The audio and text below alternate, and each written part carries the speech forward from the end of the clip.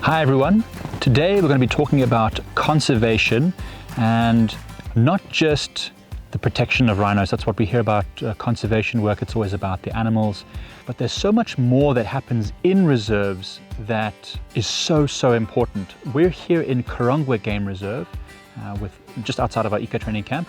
And I'm going to show you a little bit about brush packing, which is a very important thing we need to do to conserve the environment.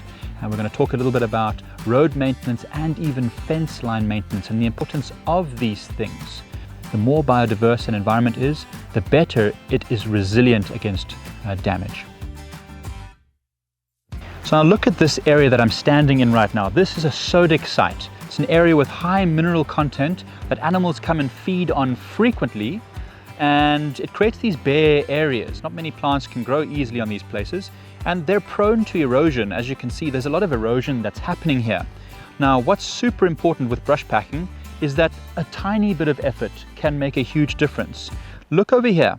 Do you see this big patch of grass right over here? Inside here were the cut branches from dead zebra woods, sickle bushes, things with thorns and spines. Now those thorns and spines stop animals from being able to walk here and feed in here, and it allows the grass seeds to accumulate and to multiply as they grow, stabilizing this area and creating a very nice patch of extremely biodiverse area.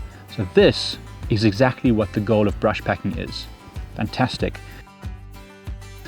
So the second conservation practice that I want to talk about that helps to reduce damage to the environment is the use of bolsters. What this is as you can see up the road behind me, there is a long straight open patch of sand. And when it rains, that water finds its way onto the road because it's the path of least resistance. So you build a bolster, what happens is that it diverts the water off the road. Now the bolster doesn't work just on its own. What you need with it is a mitre drain. So just over here on the left, or sorry, my right of the road, there is a mitre drain, which is just a smooth cut into the veld. So the water that's flowing down the road hits this bolster, flows into the mitre drain, and then out into the veld, which helps to disperse the water and stop the erosion on the road. Every 1 meter in ascent or descent on a road, you need a bolster to be put in. That stops the water from picking up too much speed. The steeper the road, the more bolsters you need. The more flat the road, far fewer that you need. Okay, so we mentioned as well the importance of fences, and we have a great example of why fences are super important in these wildlife areas.